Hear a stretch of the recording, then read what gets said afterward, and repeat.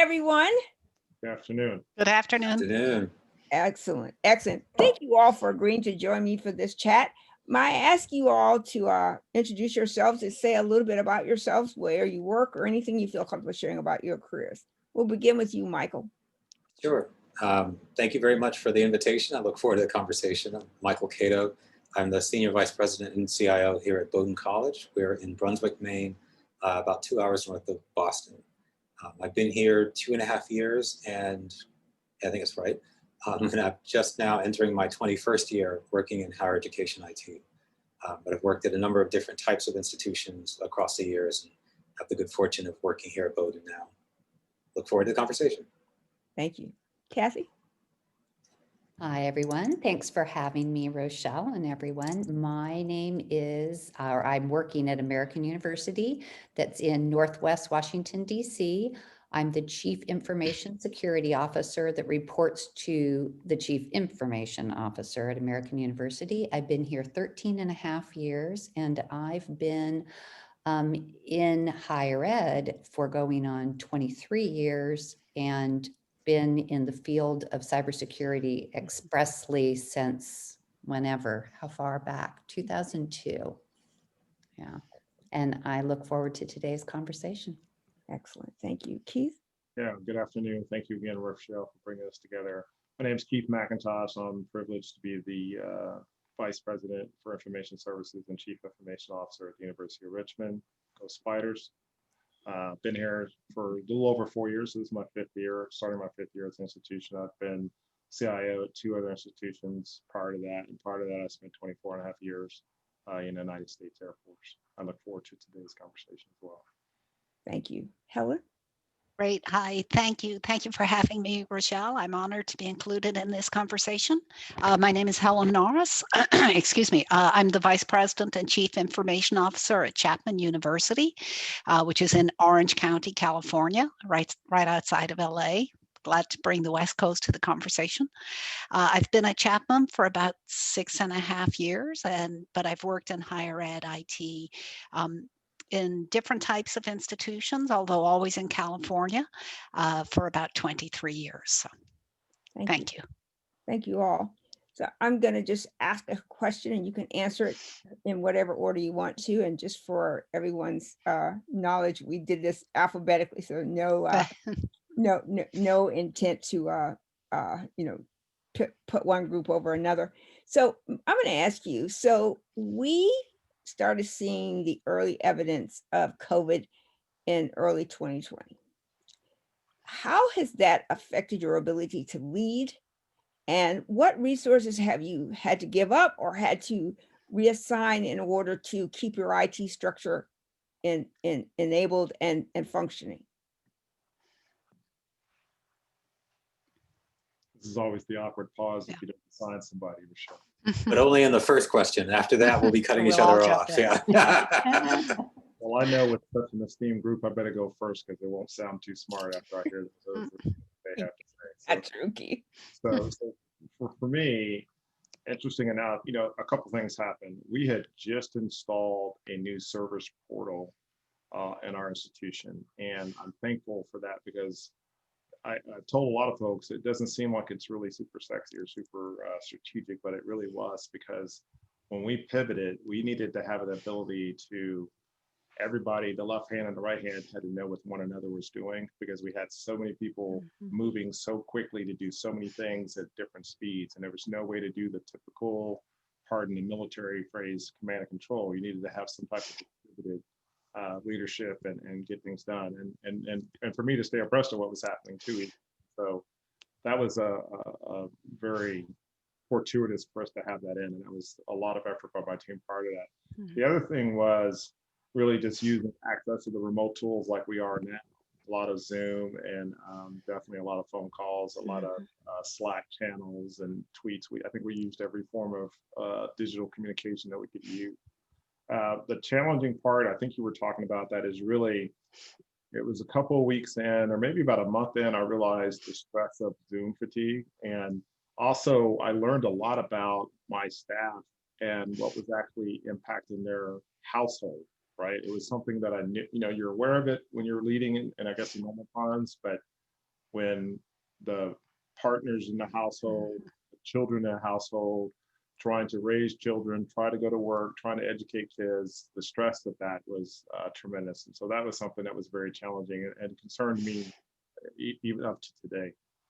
Oh, that's all stopped right now. Thank you. Yeah, I can echo what Keith mentioned. I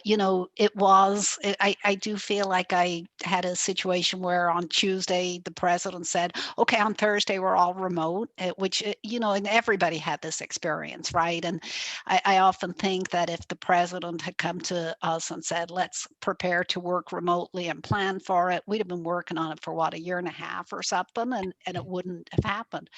I recall that the president asked me, or one of my colleagues asked me, are you ready? Are you ready? And I was like, yeah, we're ready enough. We're not 100%, but the critical thing here is to get it going. And like Keith, we were fortunate that we had implemented some infrastructure that enabled us to move to remote pretty quickly. In fact, I think some of the tools we had implemented before the pandemic, I recall saying to my team, so how are we going to get people to use this? We use a lot of Microsoft Teams. How are we going to get people to use it? And it's like, well, I guess you just have a pandemic and people start using it. It kind of works pretty well.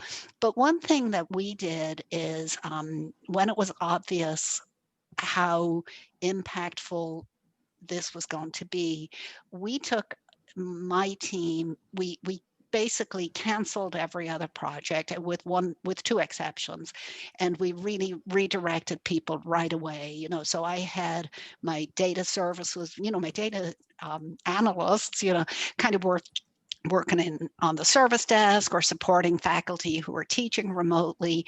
And so, there were two lessons that I feel I learned from that. First, when you take on, I guess it sounds obvious, you have to stop doing some things to really focus on the priorities. And that was the thing. We kind of gave people permission to say, look, I know this was a really important project, but we're just not going to focus on it. And secondly, I was so impressed with the flexibility of the people on my team. And that was reflected around the campus with the flexibility of our faculty and of our students. And, people just jumped in and did what needed to be done. And it was a really, it was I kind of feel like, Keith, with your military background, I think you probably had some of that camaraderie that people feel in a crisis kind of situation that we don't often get to experience. I will say that, I thought of it back in March of 2020 as, we got to do this and it would be a sprint, but it's just been a marathon. And to Keith's point, we're learning a lot about our staff and the challenges that they have to deal with outside of the workforce. And I think as leaders, that's what we have to focus on, is giving them what they need to do to be healthy and to do well in this time. Thank you, Helen. Cathy, you were going to say? Yeah, I can go next. So yeah, it was quite shocking, but we actually had a new CIO start on February 24th. Oh, wow. That's his favorite reminders. Like, here's what I started. I started so his first week was the first of the year's Board of Trustees meeting, where there was, as you said, Rochelle, this was the beginning of people kind of going, uh-oh, this is coming, but what does that mean? So the first week in March, the first thing we did as an IT organization was we quickly gathered all our resources. We had a lot of really good self-serve, but pulled together simplified, what we hoped was simplified guidance on how to get onto the VPN, how to be able to use Teams, to your point, Helen, right? Not everybody had done it. Many people were a private institution. Many people across campus had never worked remote for any reason whatsoever. So despite us having infrastructure and services that were known and had been taught and informed to the community, frankly, if you've never used it, This was new news. So a small group of us, led by our customer service representative, quickly put together on campus, thinking back, we wonder whether that was brilliant, but it worked out, and we were holding open sessions up until the Friday before we all went remote. And we had like 30 people at a time coming to these. I was going to them as well to just help people hands-on touch their equipment and feel comfortable and confident. So we did that. And the other thing that I was very, and continue to be so proud of our institution, across the campus, several task force, focused on, health and safety first. But then kind of that resources, to both Keith's and Helen's point about just keeping staff resources for moral support, for lack of a better term, right? How are we going to continue to do that? And then how do we reprioritize our work and our capacity and our resources moving forward, right? So those were ongoing. I was part of some of those task force, and those were working kind of in parallel. And then as time progressed, they coalesced and started to inform one another. But coming back to the staffing, what we did as a senior IT staff is we started having daily 8 a.m. meetings. And we usually start at 9. I mean, officially, but a group of about 11 of us would get on the phone, including the head of the desktop, help desks, customer support, to just say, what are you hearing? What's coming in, so that we could just triangulate and get on that immediately to assist, right? Try to troubleshoot. And the other thing, and then I'll hand off to you, Michael, is just talking about kind of resourcing and helping in those beginning days, was we didn't have kind of a formal fund for laptops for people, right? Some people were still using desktops or just had their thing at home. And so there wasn't necessarily a fund or a system exactly, to really get that. And come to find out, there were a lot of people that didn't have laptops and needed them. So, and then that led later on to students that may have gone back to other countries, international, or just were needs-based, and kind of overcoming each of those challenges, again, in a prioritized, not just one size fits all, which was a big conversation, not just in IT. And I think we handled it pretty well, but that was like a big one to think about, this very important asset, and how were those going to become available and handed out, and how would we do that? So that was in the beginning more staff faculty oriented, but as we moved on, it became student based as well, and continues. So those were some of the kind of the lessons learned. And just as going back to my CIO that just started, excellent use of Teams and bringing us together routinely. The president puts out weekly Monday messages, and he often, if there was something that he felt, he would talk to his senior staff, and we'd consult, and we'd hold the next day or within 48 hours an all hands IT Zoom or Teams call to just address any concerns or question. And he's really kept that tradition going. So I think that's really helped do a regular check-in, and not just have the president's communication, but having also a team, conversation to just be able to answer and address any questions and keep us connected. Thank you, Cathy. Yeah, thank you. Yeah, I definitely hear a lot of our experiences in what all three of you have said, so I won't repeat them. The couple things I'd point out that I don't know if they're necessarily different, but they came up for us, right? That initial response, that initial emergency response, I think what the thrill of it, frankly, really fed a lot of the the kind of firefighting instinct that a lot of IT professionals have honed over the years, and I think that carried us through the first few months. Right, just the idea that you could solve problems quickly, that in some cases we stood up solutions to things that we had been struggling with for years. And in some cases, there were these political dynamics between teams that suddenly got resolved. And I'll never forget this. I had one team member call me and said, I've been asking for this freaking thing for 3 years. And they gave it to me in a week just because all it took was a pandemic. Like, why is it we can't make decisions like this otherwise? So we had that piece of it. And there were a lot of things that happened that I thought were really positive.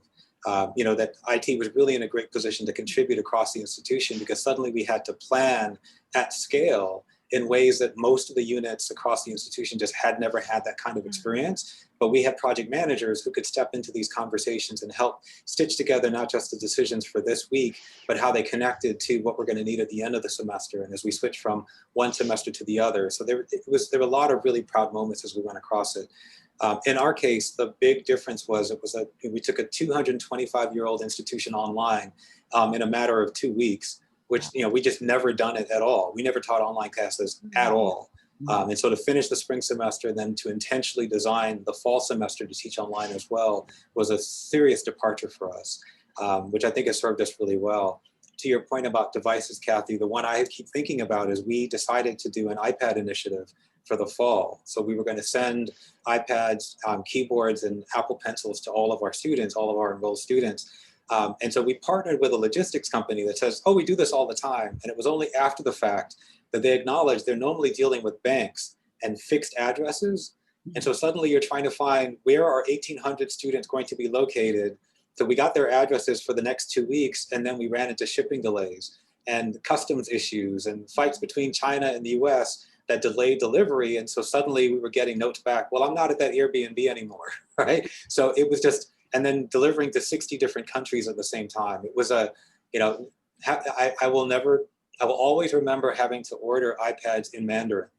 I don't speak Mandarin, right? So I'm pulling up Google Translate on my phone, trying to make sure I'm buying the right device, that kind of thing.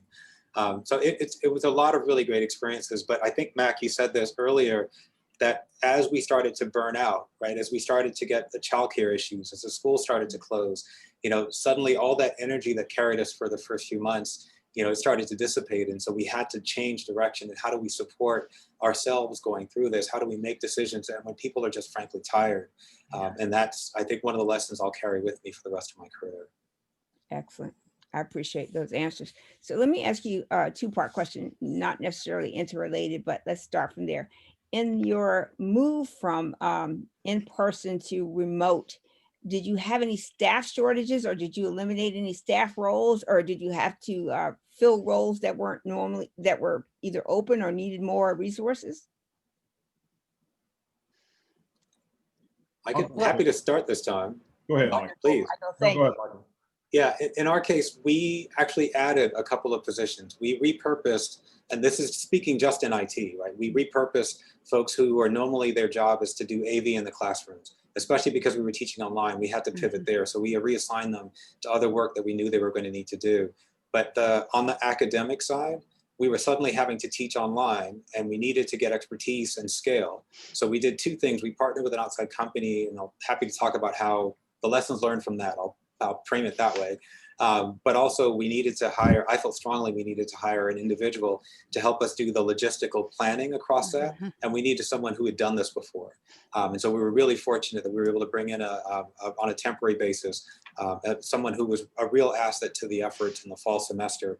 And that went so well that we were supported in creating a permanent position to carry that work forward as we move forward. So that was been an overall add for us. Thank you. Like many other institutions, when the pandemic hit, our administration started to see also what the financial fallout would be, and that there'd be significant negative financial impact on the university. So like most universities, we went into a kind of a hiring freeze situation. I feel really fortunate that we didn't have layoffs or anything like that. So it wasn't as simple as, there were barriers to adding positions. So we did a lot of what Michael described, where we moved people who were in different roles and temporarily put them into asked them to do other duties. The university did a good job, I think, especially early on around planning and identifying a source of funding for what we needed to do to be better prepared to deal with the pandemic, not just from an IT perspective. For example, setting aside the funding we needed to do to make the campus feel safe for when we could open it again, whether that's installing plexiglass or thermometer temperature scanning stations or whatever. And so we did add some temporary resources through that process, particularly as Michael pointed out, support for faculty teaching remotely, instructional design type people, where we had a good network, I think, of kind of people that we could tap to do that part-time for us. We offer a lot of support to our faculty, like Michael. We had had not made any move towards teaching in an online before the pandemic. It simply isn't our business model. Students come to Chapman to be in the classroom with faculty, so this was very different for us. But it's I think it's mostly redeploying existing resources to work, and yeah, it's been great, but it is wearing on people. Yeah, and for us at the University of Richmond, much just like what Michael and what Helen said, we immediately went to a hiring freeze. And I think that was just out of caution, not because there was any dire straits, but just caution, trying to not understanding where the end would be. You just want to control your revenue and your spend. And so that impacted us because right around that time frame, we had one person retire and another person move on, and then we had to let go of one staff for performance. And when all that happened, it was like, oh my gosh, the petition process to get a staff, and that is basically, you're probably going to get a direct no if you're one of the first ones to ask after that happens. And that's what happened to us. We were successful later, but I think the other thing that we did, we had to really think more creatively. And I really will say that my team was very resilient and they had the right attitude. They had a can-do attitude. And it's like what Michael was saying earlier in the first question. They seemed to step up and have energy to do more than what they would have probably normally done. And that quickly faded. But I think that surge of energy, that surge of camaraderie and support was what helped us get through that transition. And the other thing is we partnered with folks on campus. So I wouldn't say the silos dropped all the way down, but they dropped enough where we could see each other with one another, and we had to. And I think there's aspects of the mission where we had to learn and to calibrate, even to include myself. Right? There was aspects of I think maybe you're the best person to talk to that person, not me, because I think you get better results. And so there was times we were doing that kind of creative thinking just to make sure that we could work better with one another on campus. Excellent. Okay. So at American University, very similar to everything that's been said here so far, is hiring freeze immediately. Very similar to UMac, we lost the deputy CIO, and then the senior network operations person retired, and he'd been in the position 38 years. So we kind of knew it was coming. He stayed an extra 30 days, but with the hiring freeze, out of caution mostly, right? But still, people really stepped up. But what our new CIO did, which I really appreciated, was he really worked hard with the senior staff to look at those positions and the reassignments that all three of you have said previously. That was happening as well, to kind of fill in people that were typically handling in person, obviously weren't doing that anymore. So kind of the reassignment, but coming back and keeping, as the energy was waning, right, from everybody kind of stepping up, was to not give up on those open positions and to have really critical ongoing conversations about which ones are the most challenging to fill in, and let's tackle those one at a time. And I, as the CIO, will go knowing that this is a challenge for the whole university. I will come at those one or two at a time and make a case for them. And so we've been able to fill several of those over the time that we've been closed. That they're frozen in some places, but we've been filling those out just very methodically and in intention, and trying to have that conversation with our IT organization so they know it's not forever, right? That we're all trying to be cooperative of this larger university and understanding that this is a revenue thing, but we are also trying to recognize that burnout happens and it's not forever, and we're going to try to make a case and work. So lots of good dialogue and ongoing conversation, trying to fill those positions and help one another out, right? But keep that morale up and know that it's not forever. So I think we've done a good job, and that's really keeping focused on the IT stuff. But Michael, to your point, a lot of the things I think maybe both you and Helen said about training up our faculty on the academic side to be able to provide online curriculum in the fall, which is very different than in-person training, right? And getting those outside, some monies directed in that way to do that more effectively. Thank you all for those answers. So can I add one thing? I just thought about too, it reminded me that I got to know my colleagues in the state of Virginia better, and the Association of Colleges of the South, which is University of Richmond belongs in, because all of a sudden there were weekly conversations with colleagues in the state and around the Association of Colleges of the South, which include partnerships on the academic side, working with my academic colleague counterpart to look at how we could train and educate the faculty quickly on having, as Michael said, we're just like Bowdoin, where I think we have an LMS, but I think the usage was very minimal. We had a little bit of usage, more probably than Bowdoin, but the pivot forced a lot of folks there, and folks were ill-equipped to do it well. I think I've heard Michael say in prior conversation, what we did was not online learning, it was just remote teaching, and there's a big difference.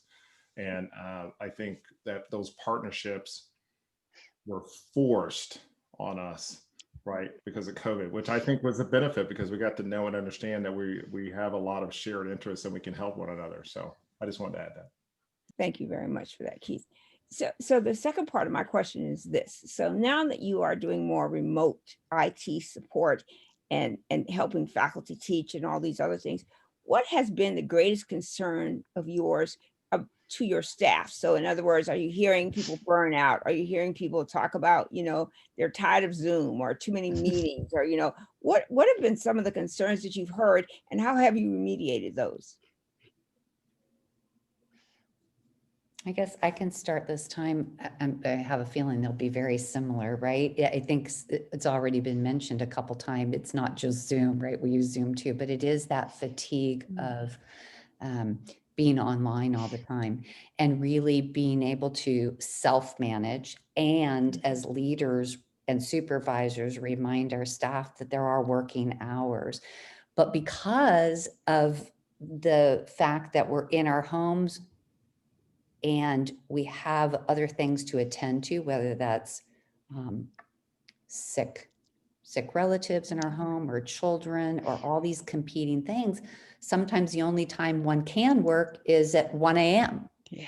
And so maybe there's this barrage of emails to come in. So just really navigating this changing 24-hour clock and this recognition of all these competing priorities, right? And how can we manage that, right? That self-care, remind, but working too, but a reasonable amount of work, right? Not an unreasonable amount.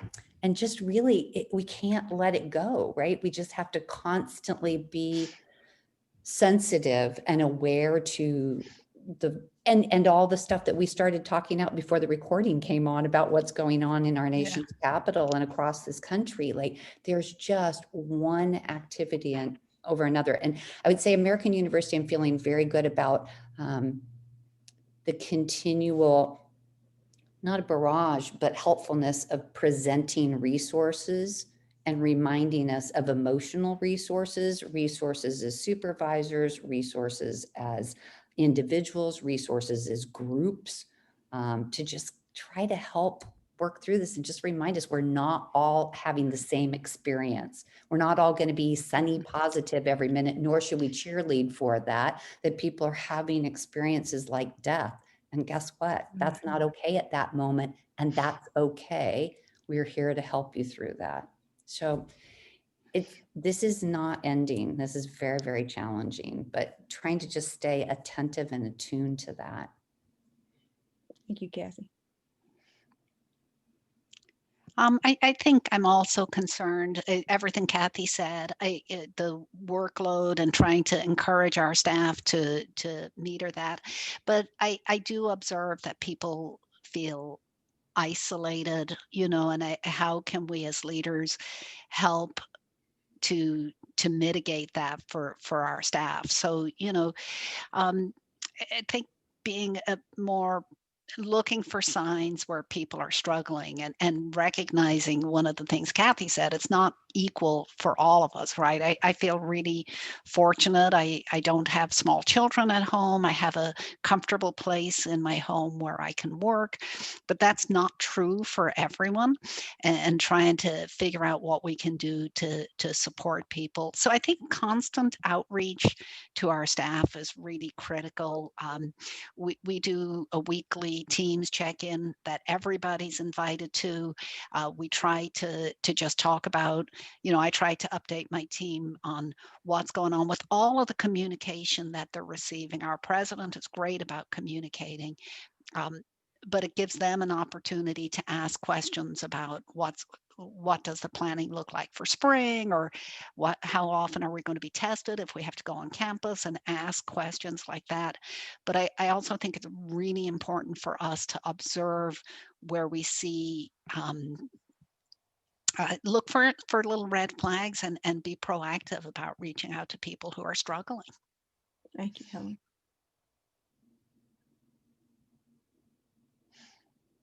I think the piece I'd add. Gentlemen are shy. Come on now, step up No, here. no. So I muted. Sorry about that. But the piece I was going to add, and in some ways I'm glad I went after both Helen and Cathy, is I find that it's even more important now to lead the whole person. I think that was always true, right?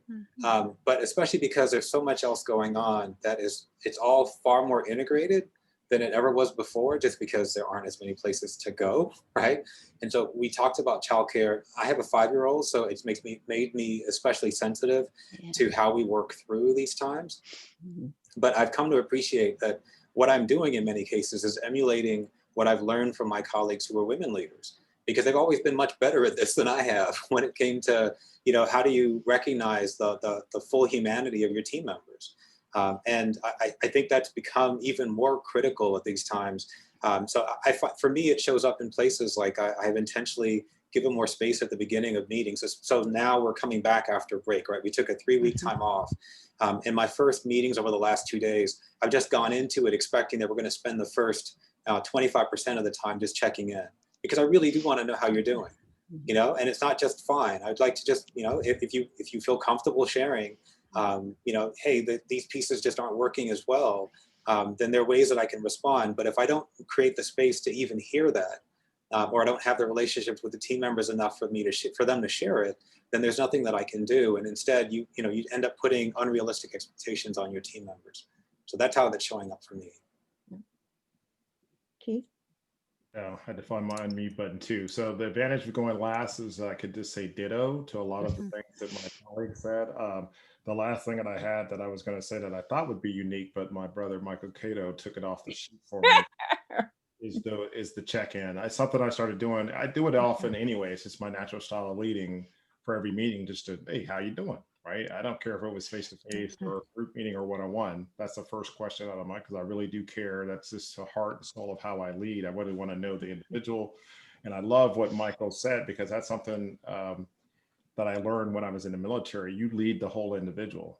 Right. And oftentimes we see slices, right? And I think if you only see slices and then you have something like this pandemic happens, your leadership is going to be ineffective, because you're going to miss a lot of cues and things you need to be paying attention to. So I was fortunate to already do that. I just kind of doubled down on that. And, the thing that was happening at the beginning, which was something I had to allay the fears of my team, was job security. I think everybody they were going to lose their job. And I don't think that was like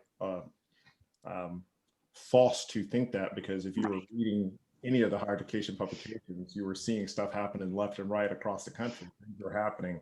We were fortunate and blessed where we are at the University of Richmond, where we didn't have to pull those levers to make ends meet. So with that, I would say the other thing that I do that went well was I've always had a weekly communication with my team that I had since day one. We call it the CIO Digest. And it was something I started when I first got here, where I communicated directly with the staff what I was thinking, what was happening, what's happening at the leadership level, just so they could be connected. And then we started bridging various aspects of the division, so the left hand and the right hand knew what was going on. And then probably about 6 months in, we were using it to, I said, hey, this is our device. All it says CIO Digest. It's you have stories, you have information, you have information. So we curate that. And that's been very helpful for us to keep the connectivity with folks. So those are the things that we try to do, but everything else I echo what my colleague said. Yeah, if I could just kind of, oh, sorry, Cathy, go Go ahead. ahead. Go ahead. I think for many of us, my own leadership style, I think is not unlike yours. I'm an outgoing person. When I'm in the office, I'm stopping by, sticking my head and go, hey, how's it going? Probably to annoy people at some stage. But in this kind of remote environment, we just have to be so much more intentional about it. We have to find ways, whether it's leveraging what we did before or creating things that actually start to feel a little bit awkward to start with, but you just kind of have to work through that and continue to give people, let people know that you're really there for them. I know before the pandemic, I used to often hear leaders say, I have an open door policy. And I really hate that, because that really implies that the person has to come to you. I think that your policy has to be, hey, I come out and I talk to you. I don't know how, it doesn't sound as easy as open door policy. That's even more important, I think, in a pandemic, that it's on us to go out and reach out to people and not expect them to bring their issues and things to us. I appreciate that, Helen. I just wanted to add a couple little tips along, since hearing Helen and Michael and Keith talk. And that was just, Michael, when you said not just saying I'm fine when you're checking in. So when we came back from our break, our CIO wanted to do an icebreaker, and I really liked that idea. And so it was simple, right? Just if you want to talk about a highlight from your winter break, or some new series that you watched, if you're watching TV more than you were previously. And so that was just an easy way to get over the I'm fine, kind of just move it along. You were answering something that was pretty simple, but it ended up really building up some engagement. And we ended up spending a very long time kind of regrouping, but it was helpful. And then the only other thing I wanted to share, and this has been ongoing, is we created in Microsoft Teams a couple different channels for the whole IT organization. So one's like humor, one's around pets, one's around news. There's a few, right? And so people can just periodically put some kind of non-work related items, sharing recipes, a variety of things. So that's been kind of a nice thing. Not everybody uses it, but every once in a while you'll be in a conversation and go, hey, did you see so-and-so's pet do that funny trick? And people go, oh, I haven't checked in on that channel lately. And they go run over and it gets a little laugh. So that's kind of a nice way to kind of keep people connected, not just at the work level. That's been, I wanted to share. Thank you very much. Michael, you had something else? Along those lines, Cathy, your comment just made me remember one of the things that we did last semester that turned out to have more of effect than I expected is a friend of mine now teaches, she's a chef for one of the television studios. And so we got in touch with her and she agreed to do an online cooking class for us. Wow. And we did two things at her suggestion. We actually bought one of their cookbooks to pick the recipe from. And so I bought a cookbook for everyone. And this was when still people were still coming in and out of campus. So I bought one for everyone. And then I hand wrote notes to the entire team. Now my team's only 48 people, but that took me so much time. It drove me absolutely I love the idea. And for those of you who ever seen my handwriting, I have awful handwriting. You would never be able to read it. So I had to type it all out, print it out, get it on index cards, and then sign it, right? But to do it 48 times was a real pain. And then no one said anything, right? So I said to my wife, it's like, after all that work, no one said anything. But we had a really great time on the class and had fun with my friend and so forth. Great to talk to her. But I had to keep telling her not to tell them secrets about stuff at me in high school and college. But one of the things that was interesting is months later, someone said in passing, I really appreciated the card because it was only when I read it, I realized that you personalized it. that it wasn't the same message to everyone. And that was, I think to your point, Helen, because we're not in person, they weren't comparing other notes, and it took them a while to realize just how much effort went into it. And then they really appreciated it. And I kept saying, I'm going to do it again, but I just haven't been willing to commit the time as yet. You know, I want to add to that, Michael. I'm going to give credit to our colleague, Jane Livingston, who's at Florida State. I had a conversation with her in December, and she mentioned that she was like, oh, we do a lot of those Teams channels, Cathy, and we have one that's thank yous. And so, you know, I feel one of the things that's been really great is because we're so visible. So, you know, even more than we were before, I am constantly, every single day I open my email, I have a thank you from a faculty member for somebody in IT. So I just take them and I post them on this channel. And Jane mentioned to me, she was like, you know, people love the two most important words in the workplace are thank you, right? So she told me that they hand wrote thank you notes, her and her leadership team. She's at Florida State. It's a bigger group than mine or Michael's. And so they did that. So we did that over the break also. I stole Jane's idea. We hand wrote notes, 3 or 4 of our leaders. And I had people immediately come back to me and tell me how it made them feel. I could almost feel the tears, people almost crying via email, you know, because I had people say, I've never gotten a handwritten note from a CIO before. Yeah. I've never gotten that. And that makes sense. You know, you just don't see it that often. So it's that really letting people know how much you appreciate them. It's so important. Thank And you. it's harder in this. Thank You can you. take Jane's idea, give her credit. It's her idea. Thank you all for that. That's very, very good to know. And I think your efforts are cannot be minimized. I think that self-care and your team care is probably the best thing that you'll do in all of your IT work right now to Mhm. make people feel valued and to see, you know, why they matter. So one little short, brief question, I hope. Do you anticipate some portion of your workforce remaining working remotely? Or do you think that when we have the vaccine and everybody's all COVID is behind us and all caught up, that we'll go back to traditional work in place work? Well, I have some although I lead a team of introverts, I have some very non-bashful folks, and they've been very vocal about, hey, Matt, hey, Matt, hey, Mac, at the end of this, you know, we've been able to prove that we can get the job done remotely. So, you know, it's a not so ever subtle hint. I really do believe, you know, that we should strongly consider that. I think, you know, earlier in the conversation, some of us talked about many folks on campus had not ever worked remotely.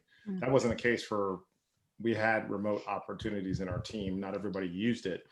And now everybody has used it. And we know that there are just a good portion of the IT workforce does not really need to come on campus, and we could do their job remotely. But I do think there's something about the camaraderie and having some type of physical check-in. So I think it will stick for IT organizations. Thank you. I think so too. I do think people want to come back. I think people miss each other. So I think we will have some people who are fully remote, but I think we're likely to see more of the kind of the hybrid, right? Where people are remote a lot of the time and come into the office occasionally. I'm interested in the perspective or the opinions of the other people on the call. You know, Southern California, and I know this is true in DC and other areas, you know, commuting is hell. You know, I mean, it's terrible. We have traffic, it's LA, you know, it's awful. And it's difficult also for us to hire people because of, you know, it's a high cost of living area. So I'm hopeful that we'll be able to open up our hiring to different geographic areas. I will say I haven't had this experience, but I do know that some of my colleagues, fellow CIOs in Southern California, have actually already lost some of their staff who have taken roles that they wouldn't have previously taken because they would have had to move or the commute would have been too hard, but now they can do them remotely. So that, I think, competition is already there for us. And I'm interested in whether the people on the call see the opportunity to open your hiring to outside of your geographic area. To jump in next, if that's okay, Michael. I was just going to say, so AU really supported occasional remote, but they were not, there definitely was not a lot of support for remote work. It was very kind of spotty. So I think that that opening comment that you made, Mac, is right. We've proven that we've been successful. So, and then to your point, Helen, I think that it will be hybrid, and there's an active online conversation right now on EDUCAUSE's CIO listserv, which I think has made some incredible points. And there is really, I think it will be hybrid, because to some degree, we're going to want to let certain positions and some people be able to do that. So I'm in cybersecurity, even in, that's a highly, I'm sure all of you are aware, it's a highly competitive field. Through many, many challenges and hits and misses and having to close searches and reopen them, we've managed to fill our positions locally. But boy, I think the outcome of this experience would allow us in a tight job market or a tight competition, I hope, to be able to hire outside of our region. That would be a really good outcome. I think the other outcome is that success. We've shown success. But the other thing that we want to keep aware, and I think that came up on the EDUCAUSE listserv, is I think there really is something that can be missed about building those human contact relationships. So to go completely remote, I think could have some negative consequences. So I think it's going to be a real university cultural decision, right? And balancing act around positions, personalities, and the type of job market that are kind of going to have to come along. But I think ultimately it's going to be on a real positive side for AU, because we absolutely have proven both inside and outside of IT that we can work successfully. And personally, I think that's the right way to go. To be flexible, right? To meet our people where they're at, right? And be able to provide that as an option for a variety of reasons. So. Appreciate that, Cathy. And in many ways, we're in the same boat. Though I was successful and was supported in hiring our first fully remote senior director. So I have a new direct report who's in Maryland, and she's not moving from Maryland. When we made the offer, we were very clear there's no expectation that you have to move. And one of the things that was interesting is I had made the case earlier in the semester that if we were willing to challenge our restrictions about working remotely, because that's just not what Bowdoin has ever supported, with some exceptions. Development has long had some people who lived on the West Coast, right? So as part of their job, they were doing a lot of the development work out there, and it made a lot of sense for them to be there. So we scratched the surface a little bit. But the argument that I made was that this would allow us to really challenge our diversity inclusion goals. Because this is Maine after all, right? And even though I say we're 2 hours outside of Boston, I have to keep saying that to candidates, right? We're not that far. It is not the sticks. It may seem that way on a map, but this has been one of the things that has really allowed us to stretch in some ways that I'm really grateful for. So I'll check in a couple months and let you know how it's going. Thank you all for that. So we have about 30 minutes left on our call, and you know what I'm interested in talking about mostly, and that's diversity.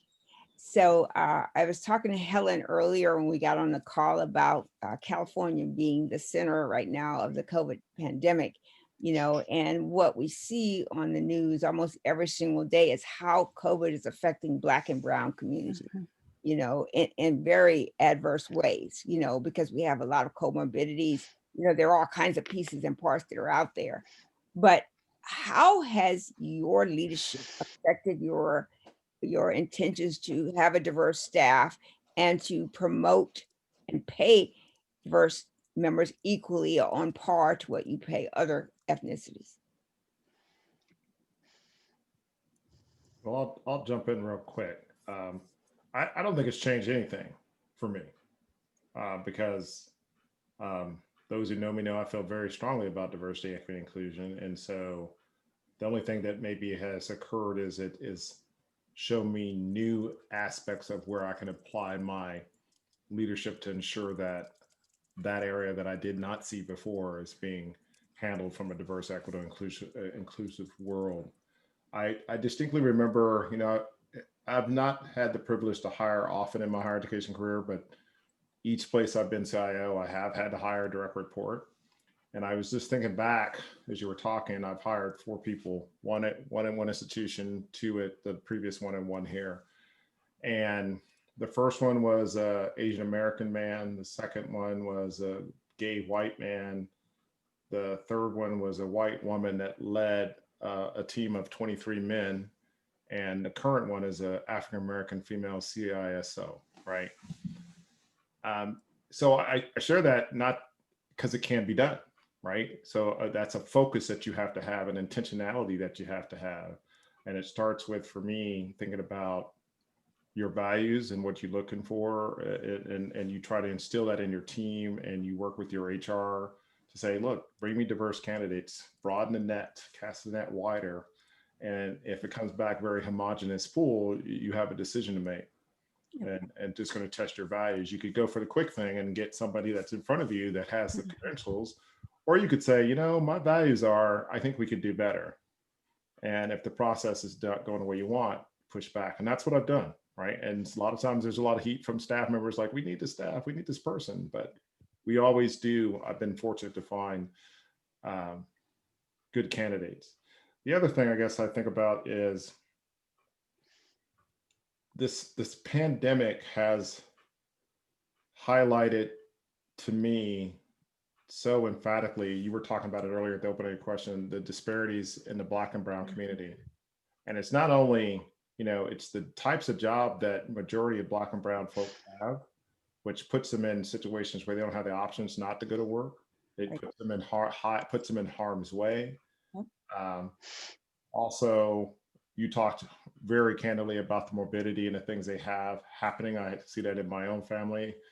And for all those reasons, but I was just on a call, and I'll conclude with this. I was just on a call earlier this week. Our president sent out a message last Friday, and on Monday, Dr. Fauci spoke to the state of Virginia through the governor. And I attended that. It was fantastic. And it was organized by the Black Baptist churches, right? Because, we were talking about the vaccine, and we need to get to a herd immunity. We need to get to 75, 85% of folks in the country to get the shot. But the Black community has low trust in the United States government, rightfully so, based on historical past. So this presentation and coming together was trying to help, arm the Black ministers who are seen as the leaders in their areas, to help them understand how they could have a better conversation with those folks, and then try to close that gap. We have a lot of work to do. And this is on the back of the rhetoric that we've seen for the last 4 years, right? So, I can understand if I'm 50, 60, 70, 80 years old as a Black person, the things I've lived through, the things I'm seeing in rhetoric in our country, and then seeing how quickly, if you're not understanding modern technologies, how quickly we went from let's get a vaccine to a vaccine. Folks are going to, well, what? I'm not putting it on me first as a Black person. So there's a lot that we have to be mindful of and think of. And I'll stop there. I'm rambling now. Thank you, Keith. Michael, go ahead. Oh, go ahead. Michael, I want to raise a point that of a conference you moderated, I think last year, NERComp. And I think it had something to do with CLAC. I don't remember exactly the 2 correlations, but I think there was something there. And there was a point that was made in the presentation. I don't know if you made it or who made the presentation, but there's something in the presentation that said something about the number of minority or underrepresented groups who are CIOs, CISOs. Has that data changed any? Do you 4%. 4%? 4% African American. That's a Coupa HR data. And no, it hasn't changed. The last set I saw is still the same. So we clearly, there's a lot of room there, and I'm happy to talk some of the ideas that I think there's room for, some opportunities that a few of us are trying to put together to think of how we can address the issue. Maybe to answer your question though about what's changed, for me, I think this has put some of this in stark relief, because the the issue of the diversity bonus has been the framing that I normally use, right? It's from Scott Page's work out of University of Michigan, but the argument that, and he's been able to show the research of how this actually happens, the mechanics of how diverse teams outperform their peers, and they're much better at solving complex problems. So you go through the last 9 months of wrestling with complex problems, right? And you start to see, in our case, we suddenly needed to teach online. Well, we have a habit of hiring people who are from like institutions who also don't teach online, right? So suddenly we found ourselves with a gap, because when we were interviewing, right, we would see someone well and say, well, their background's not really like ours, so that's not what we need. We need someone who's more like us to make us more of who we are. Right? And I'm not saying anyone would always explicitly use that language, but if you look at how our teams are made up and the places we recruit from, that's effectively what we have been doing. Yeah. And so making that commitment of changing that, from me, yes, but also from our institutional leadership. Our president has become much more vocal about stepping into these areas, and I'm really grateful for it. I'm grateful here to be working on that as part of the team effort. It's also been interesting to see the array of responses that we're getting from the broader community, largely supportive, and I'm really, really grateful for that. But those people who are not supportive, because essentially we are starting to suggest that vaunted history, that history of the institution that we celebrate, does not fully reflect the experience that we want to build moving forward. And that can be really challenging, because if I'm an alum and I've loved the institution for the last 40 years, what do you mean there's areas that we need to grow in, right? It's very easy to take offense to that. But Cathy, Helen, you both started saying something, so I'm curious to know what you were getting at.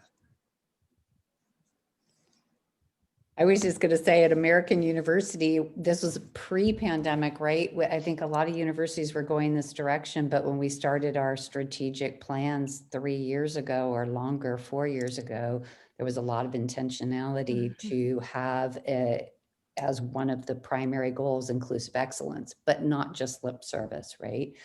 So there were building blocks. So American University is a private university in Washington, D.C. that for years had been getting most of their students from the East Coast, right? Now there's, other than inclusive excellence, reasons why we started going to the West Coast more aggressively. So let's be honest, but we started changing our student body, right? Our body. And then, because a lot of things were happening, but also we were starting to look at our faculty and went, gee, our faculty doesn't really represent our student body. And so with the numbers and intentionality, moved to change that percentage and continue to do that. And doing the same with staff. Now, in parallel to those actions, about 2 or 3 years ago, one of our vice presidents, actually her title is VP of Campus Life and Inclusive Excellence.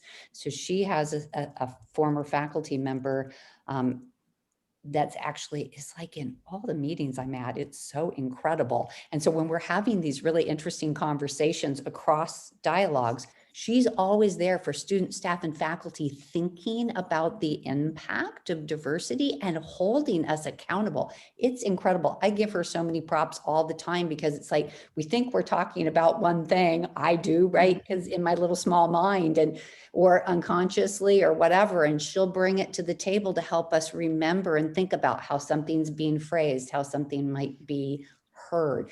But finally, about 2 years ago, we had a big faculty staff retreat, a couple hundred people. And this really gets at the heart of what you all know, organizational change management. And so some of these activities that I'm highlighting that AU's doing really isn't going to result in anything unless you change from the top down and throughout the organization. And so we knew that. And so starting last year, there's become diversity, equity, and inclusion training in 5 parts from an external resource with all of the cabinet members and all of the AVPs in parallel. So in separate, we're all going through that, and it's happening through November through April of this year. And then in addition to that, a complete overhaul of the whole life cycle of hiring processes with an eye on that. Right. So just really getting at the heart of tradition versus requirements, and how are we doing this right? So it's not solved, but I really like the direction that we're going and using that intentionality word. There's a lot of in writing and trying to have measurements and really change our cultural practices and keep aware in everything we do for students, staff, and faculty. And we're hopefully, shifting that needle. Cathy, I want to ask you a question. I think if people watched our diversity chat, they know how we came to know each other. But what you're famous for, and I tell everybody I talk with about your word, and I don't know if you shared your word with this group, but I would appreciate if you would tell us your word and share how you came to come up with that word. You are so funny. I don't know that I can take credit, but I don't even know who to reference it with anymore. But I came and did more of a how do women get involved in cybersecurity talk at Duke, and that's how Rochelle and I met.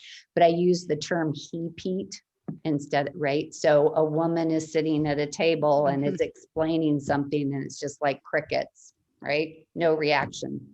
Man sitting to her right or her left says basically exactly what she said, and everybody's like, oh yeah, that's a fabulous idea. He-peat. So we've experienced that. So Rochelle has done I that. think we've all experienced that. Yeah. Sorry, Helen, go ahead. No, I was just going to say, I think we've all experienced that. It's at some point, I mean,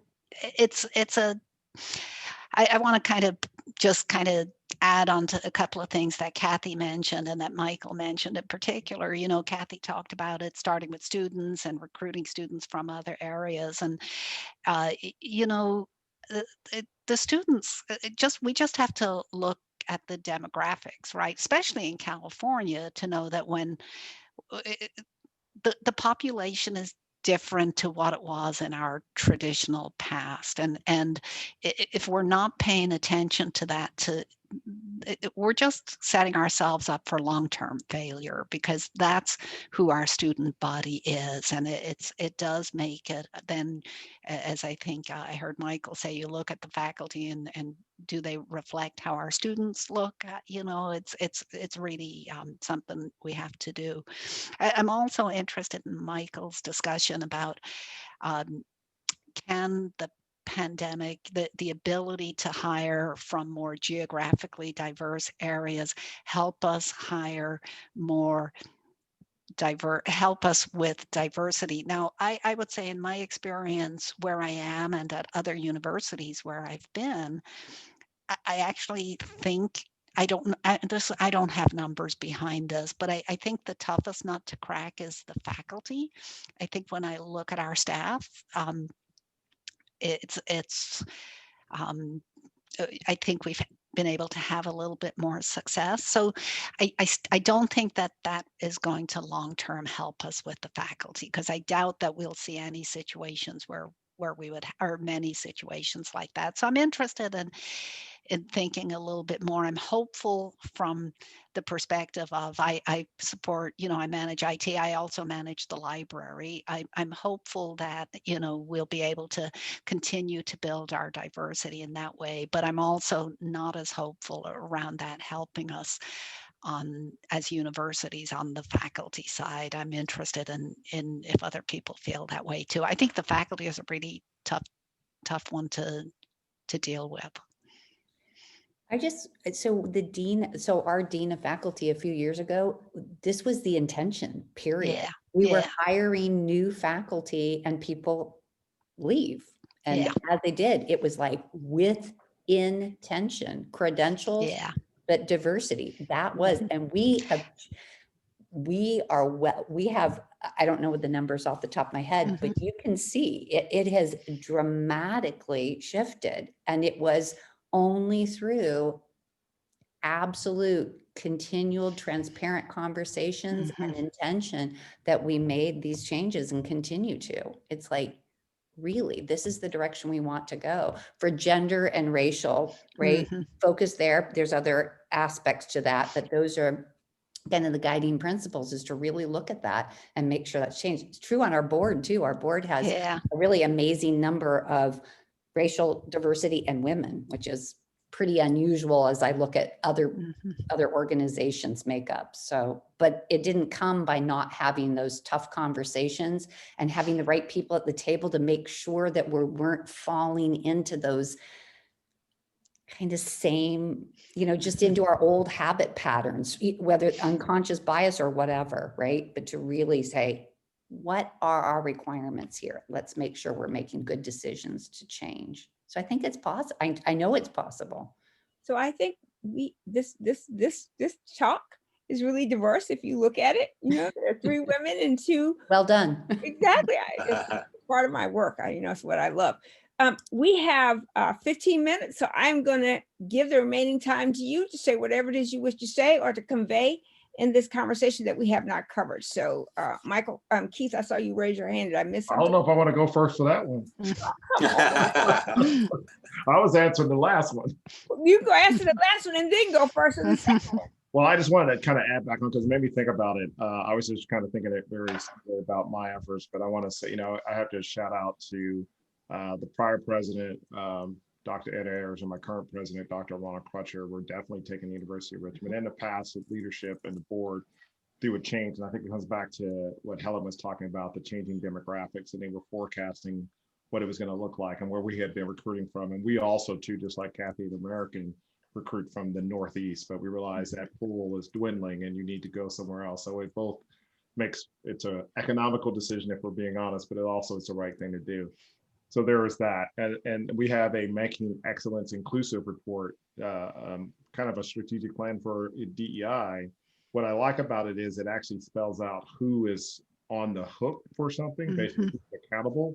And then we publish a report card every year. So you'll see my name in there on some things, you'll see other people's name in there. And so you have to be accountable. Did you achieve that objective or not? The other thing we do is we have created a position, it's mixed emotions about a chief diversity officer, but we do have somebody that's been a long time trusted colleague on campus who is a prime candidate to be called the Senior Academic Officer for Diversity, Equity, Inclusion. So a lot of acronyms there, but basically being a CDO. And I just had a conversation with her. We have at least a monthly call, and we were checking in on some things. And one of the initiatives she started off with is because I've initiated a conversation on campus, because part of my sweet spot is helping people to really understand and be aware of our biases and understand and respect cultural competencies and differences. And I feel really comfortable facilitating dialogue in doing that. And folks on my campus like, hey, can you come talk here? Can you come do this here? Can you? I said, no, I can't be everywhere. That's not my day job.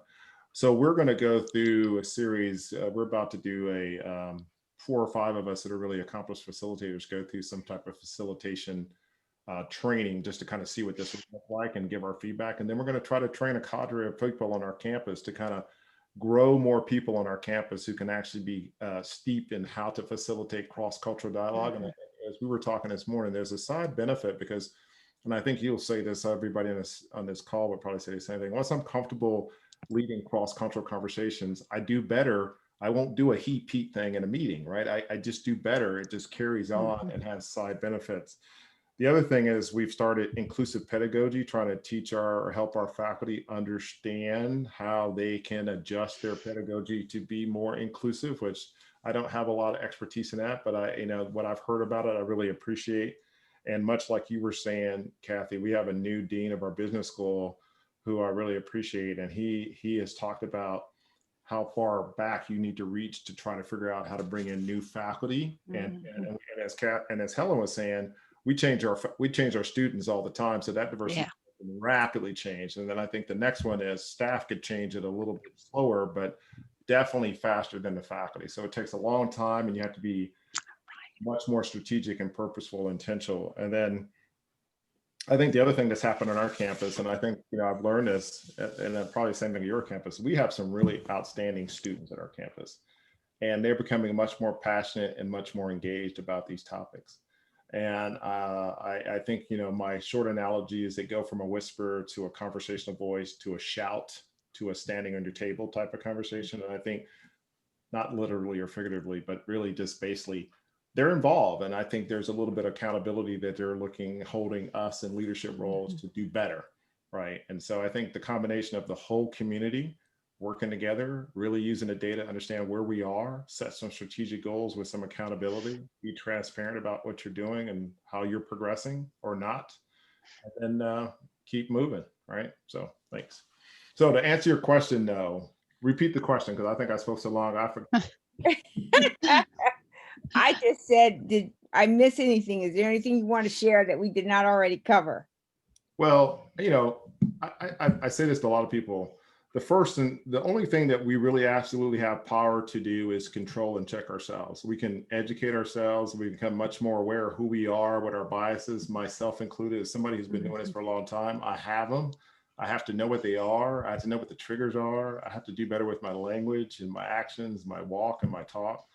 So I would say you do that. And then once you know about yourself, do everything you can to really start learning and knowing about other people. Because I think once you start learning and knowing about other people, the walls and the barriers and the silos that you have put up in your mind will come falling down, right? And I think it's when we have that, you can now start seeing people, the whole person, as we were talking about earlier, and come to respect and trust and want to engage with them. And I'm not talking just, it's not just at work, but it's in the community. So I'd say grow and know yourself and grow and know other people better.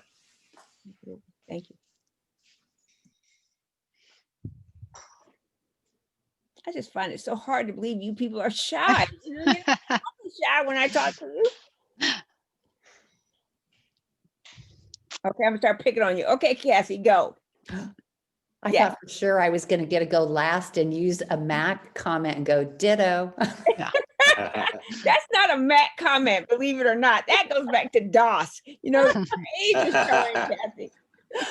Or maybe I like so many things that you said though, Mac, about like the accountability piece, right? Was so fantastic. I think that's how you really have success. But I don't know. I guess my comment is just great thankfulness to you, Rochelle, for continuing to stay in contact with me personally and inviting me here. God, I'm going to get teary every time I talk to you, but bringing me together with all of you and the power of these type of conversations and sharing. I feel like it's just, and this is back to your comment, Mac, is that we just have this responsibility, this great responsibility to stay aware and keep learning, right? That opportunity to just know that this is a journey. We've got a long ways to go, and I'm here to continue that growth and to just tackle this. And it has to be, again, we keep saying intentional and purposeful, but I'm very thankful that I'm part of this new training that's going on because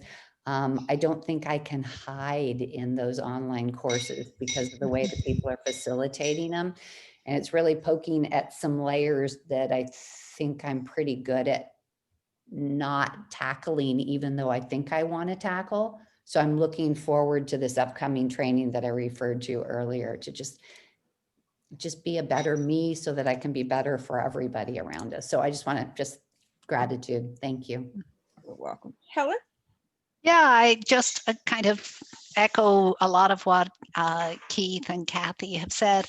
I do really think that the conversations are important. And when you think back over the last year, when we had the terrible events of the summer and the unrest that went along with that, I think it did start deeper conversations, at least, if nothing else. And so, that's, I think, probably when I met you first, Rochelle. So I appreciate the conversation.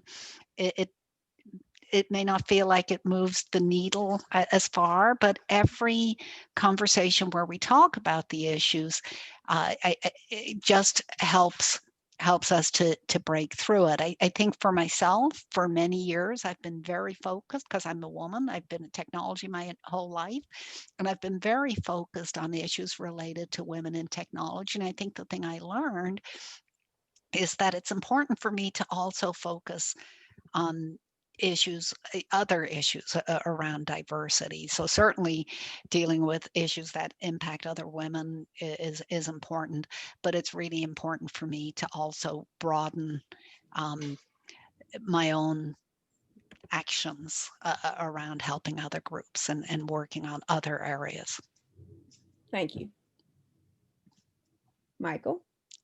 I think I'd start with gratitude too, right? Specifically, Rochelle, I need to go back and look at how long, it feels like I've known you much longer than I actually have, right? Because I think you and I exchanged emails maybe a little over a year ago, if it's been quite that long yet. Yeah. And I've been grateful that I've been grateful that you've been willing to wade into so many of these conversations and that you were having them already, right? So that creating and then allowing us to connect our respective networks across this entire conversation, right? So everyone's really seeing how else we can move the needle. And I think Helen, you and Cathy both said this, right? For me, 2021 is a year I want to be much more action oriented than I was previously. I'm grateful for the conversations, and now I'm really interested in seeing what is it we can do. And I've been a student of design thinking for the last couple of years, and there's this piece of me that's trying to think through, even if it's 1 or 2 people, that's still making an impact. So if I can start there, then that's fine, right? I'm not worrying about how many people, but just trying to make sure that for my own sake, I know that I'm contributing in ways that are positive, and I'm really grateful for that. I just want to tie back to something that you'd said, Helen, about at least for me at the institutions where I've been, we've made more progress on the faculty side because we've had the resources to commit to it. Yeah. Right. We've been able to, we've had these really creative hiring processes. We just signed someone up. We just hired someone who's going to join us after they finish their postdoc in a year out. Right. We don't do that with any other place in the institution, right? That you hire you for a position that will start a year from now. Right. And so I've been really grateful that I've had the support of the institution to use some of those creative approaches that we've done on the faculty side, not that one specifically, but we have something we call a target of opportunity. You find someone who's super talented in the midst of a search for one role, and you essentially create a different role for them because you think that they have the strong potential to help you as you move forward. Being able to tie those things together, especially at private institutions, since we're all at private institutions, I think has just reminded me that there are more options available than sometimes it can feel. Because especially at private institutions, we have hiring processes that we hold to, absolutely, but then we can get really creative on them and make exceptions when we need to. And I think that's one of the places I'm trying to lean on more as we move forward.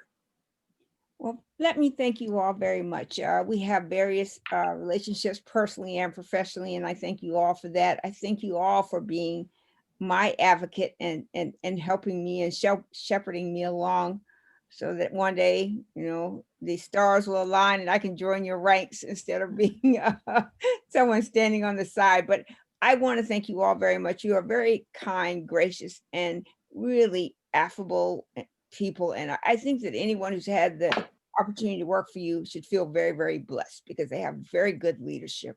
You guys are really committed to your work and your teams and your communities. And thank you for that very much. Sally said to tell you all she's sorry she's late. She sent me a message about 30 minutes ago saying, oh, it's now. So I just want to let you know she did come to recognize. So I promised her I will let her know the next time we do this.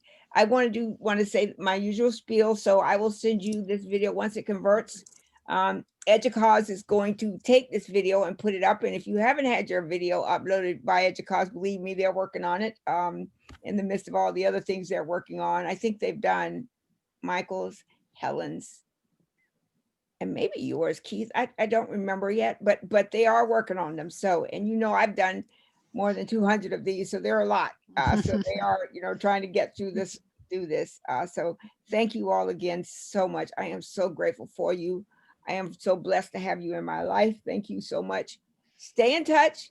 And I will tell you one last thing about Cathy. So don't email her after 5 o'clock on the weekends. She's got that down really well. And I think we all can learn something from that. Cathy might want to share her story on how she managed to do that because most of us are checking our email all day and all night long. So Cathy's got that figured out.